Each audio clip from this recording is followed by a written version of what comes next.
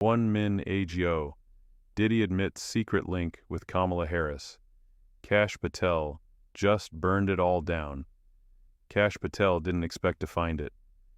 He had spent 3 months conducting a cybersecurity audit at the Department of Homeland Security. The task was monotonous, digging through outdated logs and forgotten archives. But Kash wasn't just a technician. He was an investigator at heart, someone who didn't stop at the surface. He chased patterns, and inconsistencies were his trigger. Then it happened.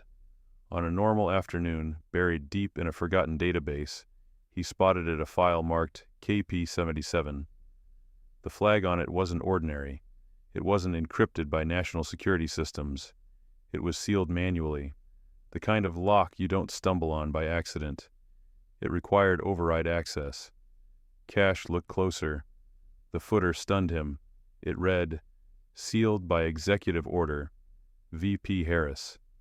Kash knew this wasn't just procedural confusion. The vice president didn't have authority to seal this kind of data. This wasn't classified military intelligence. It was evidence.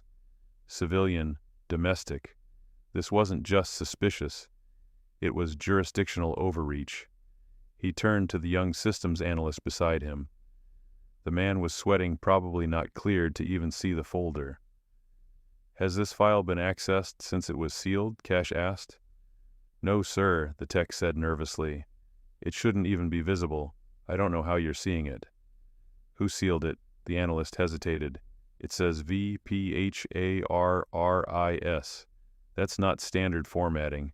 I've never seen a digital signature like that." Kash didn't need more. He opened the metadata tracing the digital trail. The file referenced 11 USB drives.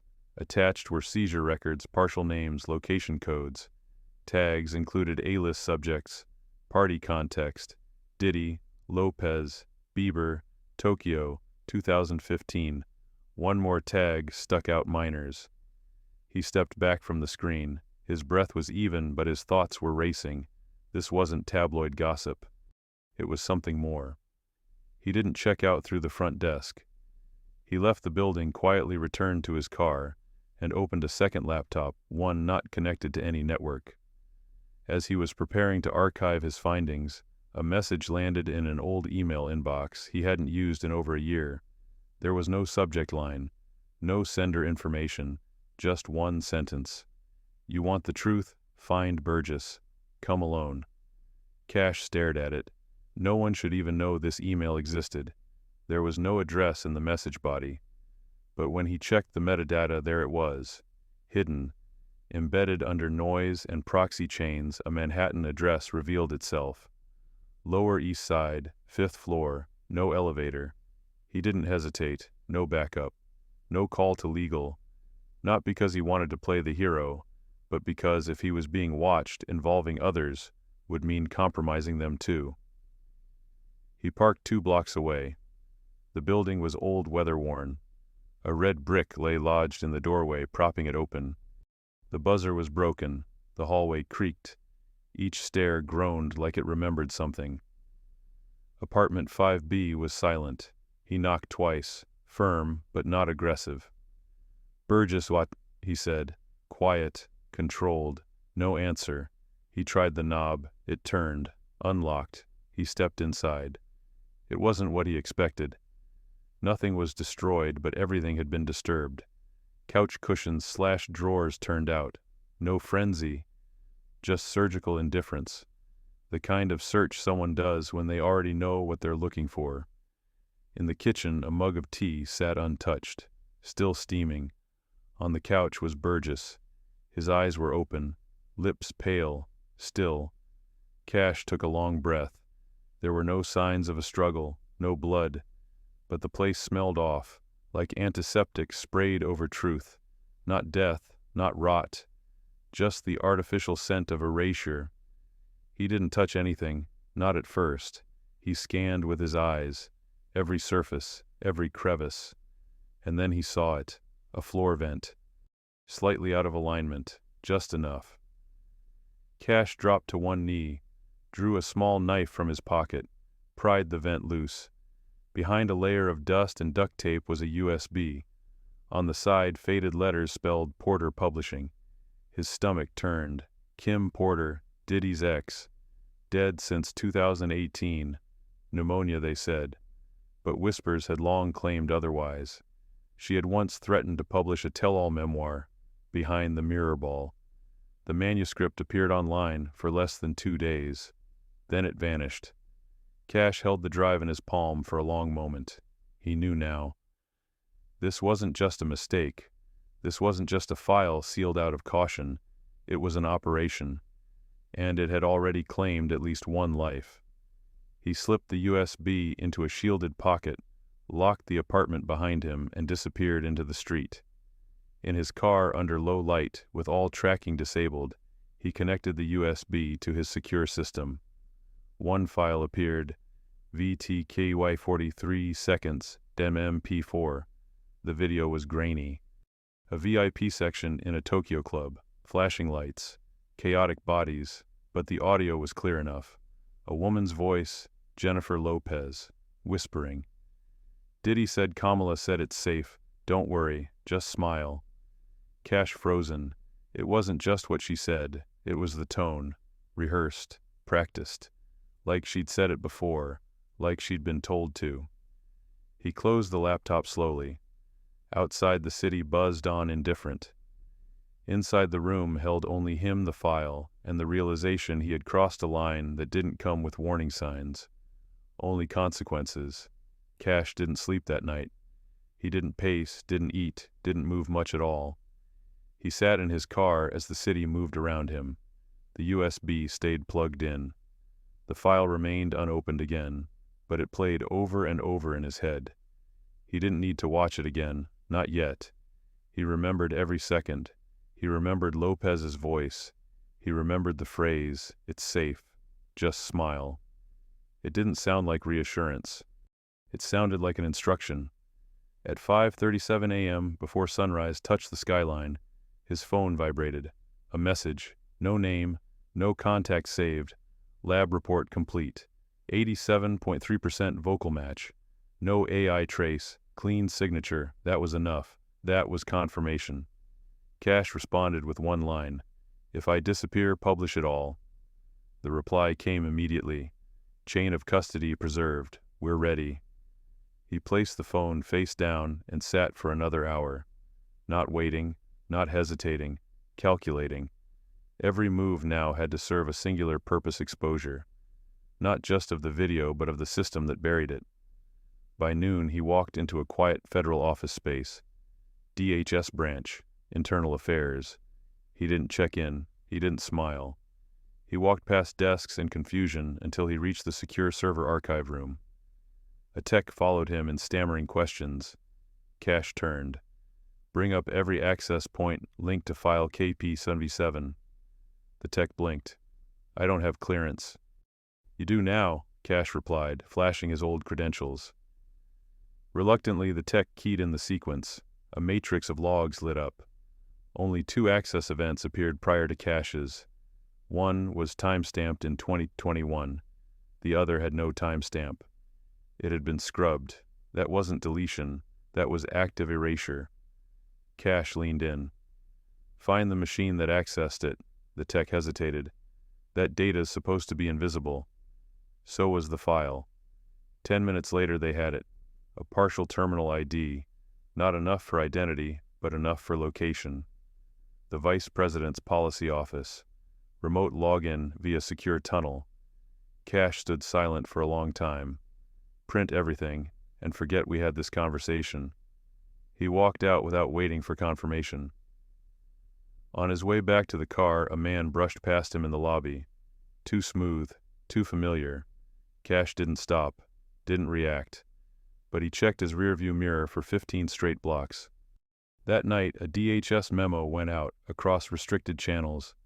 Sealed, non-releasable. It didn't name him, but he knew it was about him. Operational priority upgrade. Initiate full capture of all devices linked to Courtney Burgess. They weren't asking anymore. They were moving. At 3:02 a.m., he changed hotels. Again. Then he met a journalist. Not a corporate one, a freelancer. the kind who survived by being paranoid. She didn't ask to see the video, she just wanted proof the file existed. He handed her a printed hash ID, the forensic lab report, and nothing more. "I'll wait for you to break it," she said. Kash nodded. He appreciated that. The next morning he received a message from inside the DOJ. A contact he hadn't spoken to in years. It was a single-sentence narrative deployment in progress. "If you're planning to speak, move fast." And then it happened. Live television, congressional hearing, a committee session on data governance and digital ethics. A slot had opened for unexpected testimony. Kash filed under whistleblower clause 13B. They couldn't stop him, but they would try to discredit him. He walked into the chamber in silence, wore no tie, carried no binder, just a laptop and a single printed folder. The room was colder than it should have been. Reporters watched from behind soundproof glass. The vice president was not present, but her legal counsel was. He waited. The chair acknowledged him. Time was limited. Kash didn't waste it. He began by describing the file, not the contents, just the anomaly, the illegal seal, the breach of jurisdiction. The room shifted. Then he named the file, KP-77. Then he named the seal, Vice President Kamala Harris. Voices stirred. He didn't raise his voice. He clicked open his laptop. The screen projected behind him. Digital forensic report. Texas lab. Time-stamped. Verified. "The following clip," he said, "has been confirmed to hold no artificial tampering. No deepfake stitching, no audio smoothing. It is raw." Then he played it. The room went silent. Lopez's voice filled the space. Diddy said Kamala said it's safe. Don't worry, just smile. When it ended, no one moved. Kash looked directly at the legal rep. "Do you deny the voice?" "We do not confirm or deny unverified audio leaks," came the prepared reply. Kash nodded. "Then allow me to verify." He played a second clip. Different timestamp, same voice. Kamala Harris, whispering, "It's safe, just shut the curtain." Gasps rippled. Some stifled, some didn't. The chair asked for order, called for a recess, but the cameras were still rolling, and the microphones were still hot. Kash closed his laptop, didn't speak, didn't smile. He had done enough for one day. The story wasn't just a video anymore, it was momentum, raw, unstable, and moving faster than institutions could contain. Within 12 hours of Kash's congressional testimony, major networks began flooding the airwaves with counter-narratives. CNN ran a breaking segment, "Patel pushes unverified audio to attack vice president." MSNBC followed with former DHS official linked to right-wing disinformation campaign. No one addressed the actual content. No one tried to prove the video was fake. They didn't need to. They just needed people to doubt long enough for the algorithm to catch up. By the next morning, search results for Kamala Harris, plus KP-77, rerouted users to old celebrity gossip pieces, unrelated scandals, and soft debunks about deepfakes. Google was cleaning the narrative. Kash wasn't surprised. He was expecting it. But the speed, the synchronicity, it told him something else. This wasn't a PR scramble. It was infrastructure. They didn't just want him discredited. They wanted the memory of what he revealed to fade before it could fossilize. That afternoon his phone buzzed. A call from his attorney. "Listen carefully," the lawyer said. "Don't interrupt." The FBI opened a non-criminal inquiry under CISPA. They're looking at distribution of unauthorized biometric content involving a federal executive. Under what charge? They're using a cybercrime clause. You shared audio that includes voice prints of an elected official without consent. Kash held the phone tightly. They don't care if it's true. They care that it's traceable. Exactly, his lawyer said. This isn't about proof. It's about control. Kash drove straight to a mechanic shop on the edge of the industrial district. The kind of place that didn't ask questions. In the back lot, he opened his laptop again. Plugged in USB 7. The one marked Porter Publishing. There was one folder, one file. He clicked it. Another video. This one is different. Short. 7 seconds. The audio is choppy but audible. A man's voice. If she signs off, it's cleared. Then another. She already did. That was enough. 2 speakers. One matched Diddy's known voice profile. The other had a vocal pattern eerily close to Kamala Harris. It wasn't explosive, but it was decisive. And then the live streams cut out. Just as Kash prepared to share the new file in part 2 of his testimony, all major networks, CBS, NBC, MSNBC, simultaneously dropped signals. Every broadcast screen went blank. A static message appeared, technical interruption from congressional source. Please stand by. Kash stood still, watching the monitors. They didn't lose the feed, he muttered. They killed it. But independent platforms didn't blink. Twitter, Rumble, Truth Social, all stayed live. Viewership surged. Over 12 million within the first hour. Hashtags erupted. Shut the curtain. Let Kash speak. Not a deepfake. Back in the chamber, chaos simmered under formality. Representatives whispered behind their hands. Legal staffers hovered near doorways. Kamala Harris had not returned. Her office released a vague statement about credible threats. Unofficially, aides on both sides of the aisle confirmed her team had pulled her to contain the fallout. On Capitol steps, Representative Nancy Mace addressed the press. I'm not saying the vice president committed a crime, she said.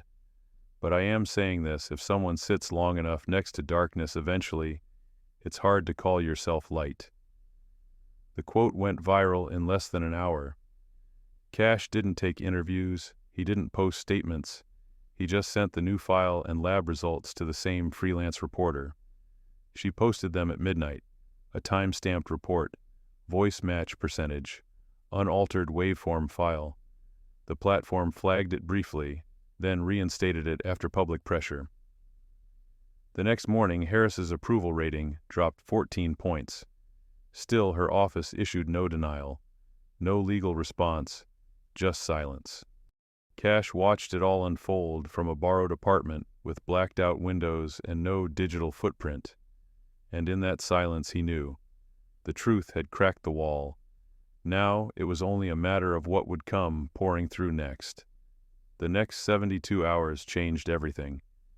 Independent journalists, previously silent, began dissecting the audio frame by frame.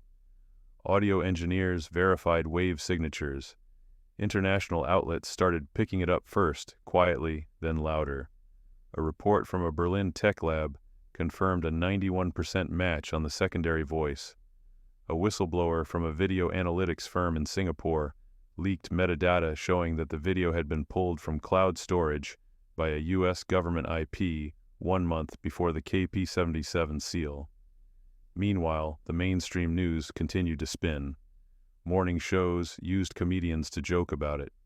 Nightly anchors focused on election distractions. Sunday talk panels had experts labeling it a sophisticated conspiracy theory fueled by fringe tech bros. But something cracked underneath the surface. A veteran reporter at a major outlet went rogue, posting a thread outlining a 10-year timeline of how the media quietly partnered with federal agencies during national security cases. That thread was taken down within 5 minutes. Screenshots circulated anyway. Kash knew he couldn't stop now. The data was solid, the exposure was growing, but attention alone wasn't enough. There needed to be a turning point. He didn't need to go viral. He needed verification.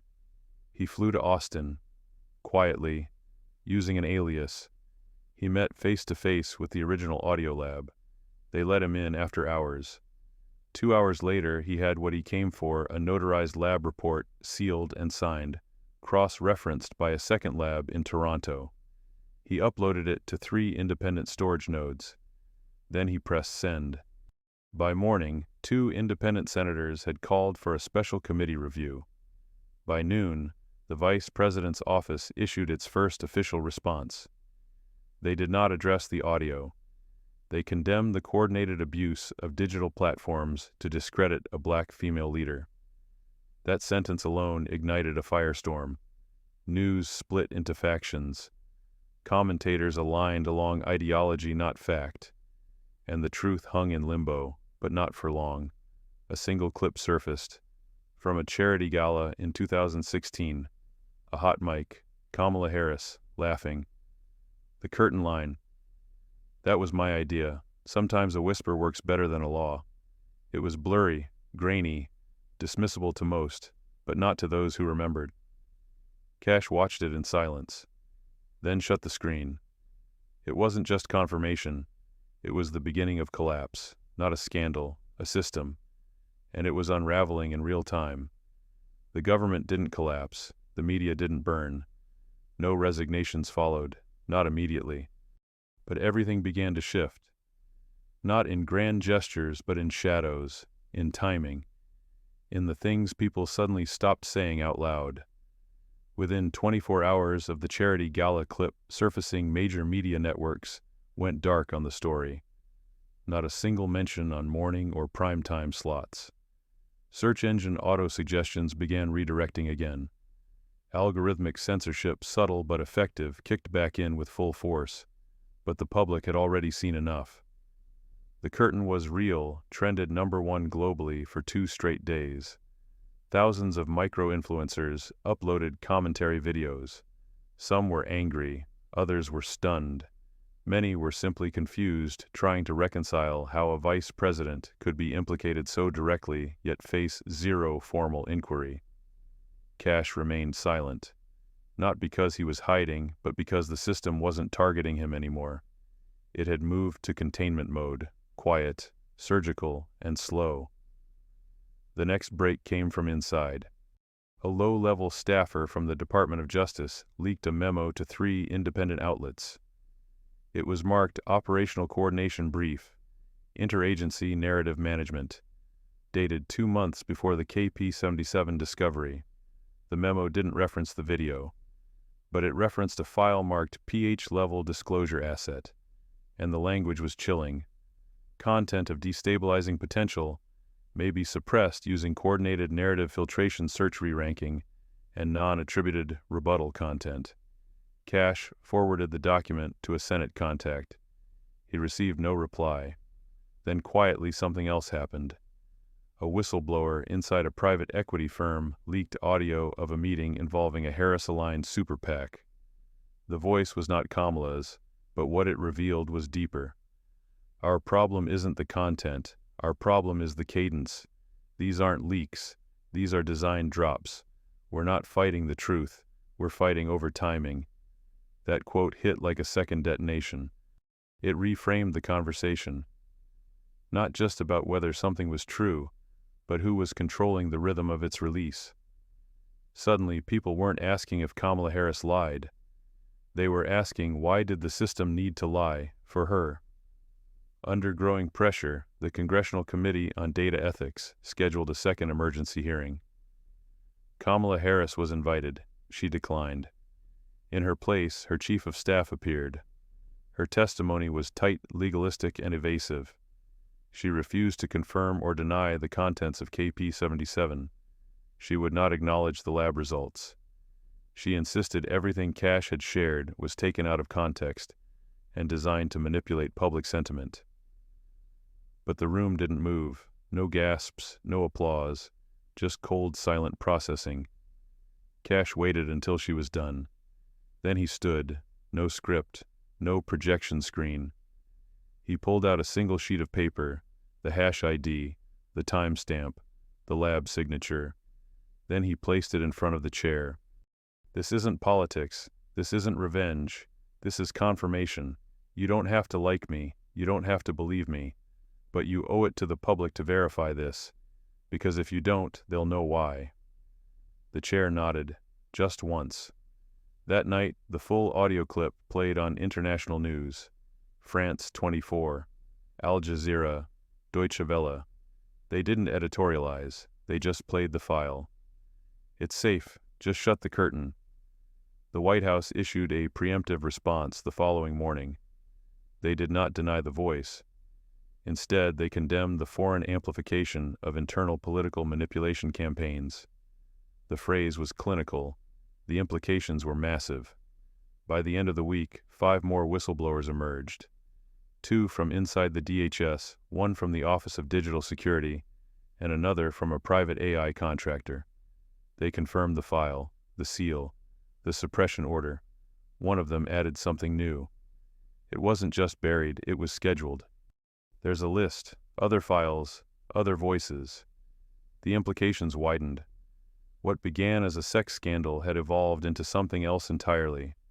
A map of suppression, a chronology of containment, a system designed not to protect victims, but to weaponize their silence. A month after his first testimony, Kash appeared on an international human rights panel. Not as a whistleblower.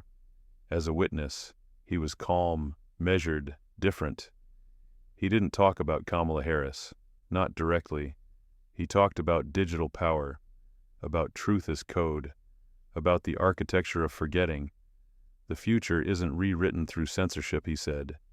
It's overwritten by convenience. When lies are easy and truth is exhausting, people will scroll past justice like it never mattered. The quote was printed across headlines the next day. But the hearings weren't over. They were just beginning. 3 weeks after the panel, something subtle but seismic occurred. A subpoena was issued not for Kash Patel, not for Kamala Harris, but for a company no one outside of D.C. had heard of. Nexus Frame Analytics, a private contractor buried inside a dozen government surveillance and data optimization programs. On paper, they handled performance metrics. In reality, they processed suppression protocols. The name was flagged by one of the whistleblowers. Nexus was responsible for the distribution pipeline that rerouted search results after KP77 was sealed. Congressional investigators moved quietly. The company claimed a surprise. Their legal team issued a public denial. But investigators found something else, a dashboard interface used to tag digital assets. Not remove them, just lower their visibility, change their ranking, bury them just below the threshold of most attention spans. The function name was clinical emotional deprioritization. The documentation was worse. Terms like trauma containment, mass perception flow, dignity reweighting. Kash read the documents late at night. He didn't feel anger, not anymore. He felt something colder, something steadier. He called a contact at an international journalism collaborative. "Don't publish yet," he said. "Just study the code. Track how many other assets use this flag. You'll find patterns."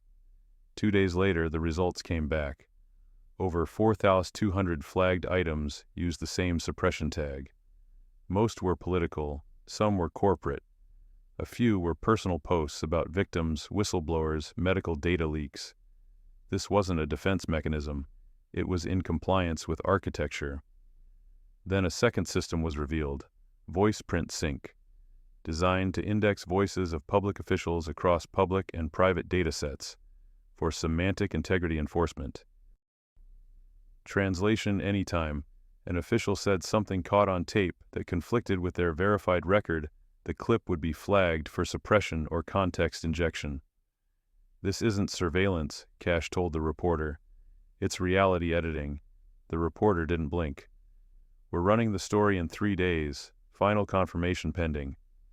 "No," Kash said. "You're going to wait. Because they're not just going to deny this. They're going to erase you." The reporter paused, then nodded. But it was too late.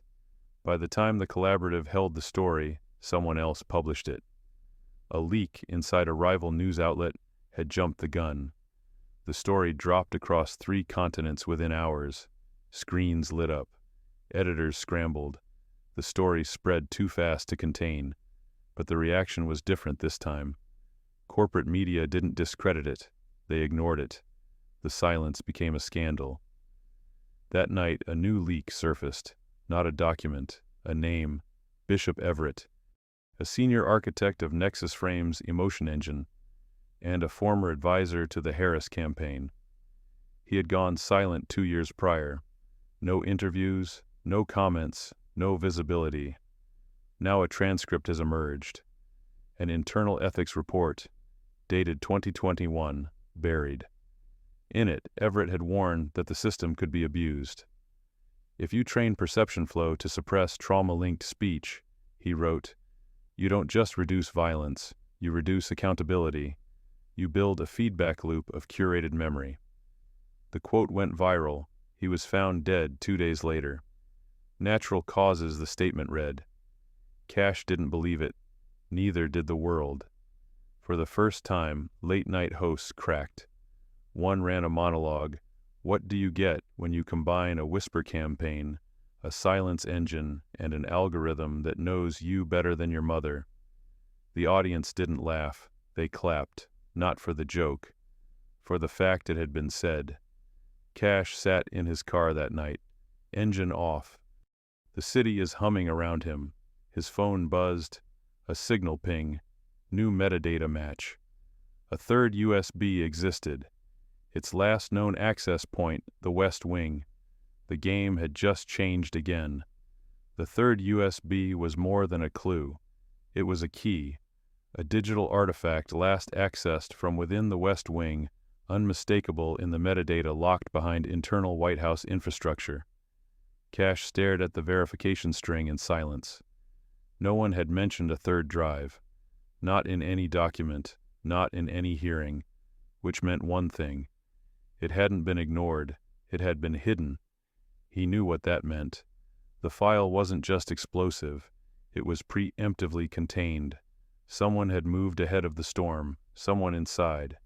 He didn't trust intermediaries, he went straight to the source. Through a contact in archival tech at a defense-adjacent agency, Kash received confirmation the drive existed. Its serial matched one of the tags from the KP-77 seal. It had been plugged into a machine assigned to a high-clearance staffer linked directly to the executive office. There was no copy, only a relocation.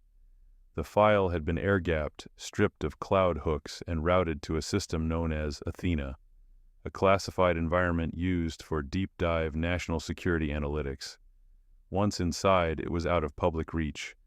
But someone had left a trace, a fingerprint. The analyst, young, quiet, anonymous, but not invisible. They reached out. You don't know me, the message began, but I know what I saw. You're not wrong. You're just early. Kash responded with a time and a burner phone number. 3 hours later, the call came. The voice was neutral, controlled, but young.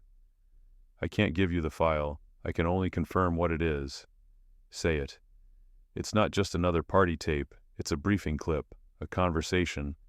Before the KP-77 seizure, Diddy, a legal advisor, a third voice. The third voice gives instructions. Whose voice? You pause. A. Kamala Harris. It's a command, not a comment. She says, quarantine the sequence. It doesn't exist unless I authorize review. Kash went still. He didn't thank the voice. He didn't ask more. He hung up. That night he uploaded a new entry to a secure server. Not to expose the clip, to expose the timeline. He reconstructed every action taken from the first time the KP-77 file was accessed to its sealing, to the diversion of the third USB, to its burial in Athena. He sent it to 23 journalists. Only 5 responded. 2 ran mirror pieces. 1 posted it and was deplatformed. The 4th called him. We believe you, but we can't run it, not yet. Why not? Because the institutions aren't ready to admit what this means. It's not about Kamala. It's about power. If they acknowledge this, if they admit it, then they have to admit they were part of it. That's the point, Kash said. You don't fix a system by pretending its damage is honorable. The call ended. 2 days later, the final whistleblower emerged. Not a tech, not a staffer, a former senator, retired, quiet, respected. He released a letter. It didn't name names, but it confirmed the chain of events. The media redirection, the use of voice print sync, the pressure to suppress. It ended with one line. Some truths are too dangerous to tell, but it's more dangerous not to. That letter tipped the balance. Congress reopened hearings, this time with full authority. Subpoenas followed. Investigators knocked on doors once considered untouchable. Agencies that once ignored inquiries began cooperating. Kash didn't testify again. He wasn't needed. The files spoke now, and finally so did the silence. In the following weeks, media outlets that had once ignored him began issuing addendums, soft apologies op-eds. Public trust didn't return overnight, but the reckoning had started. It wasn't just about Kamala Harris anymore. It was about an ecosystem that had learned to suppress not just stories, but memory itself. Kash stayed out of the spotlight. One morning a letter arrived, no return address, no signature. Inside was a copy of the KP77 file index. All of it. The original, the hidden, the fragments, with a sticky note. Now you have it all, use it, or bury it, your choice. He sat in the quiet for a long time. Then he got up, not to destroy it, not to leak it, but to preserve it, because some truths don't belong to headlines. They belong to history.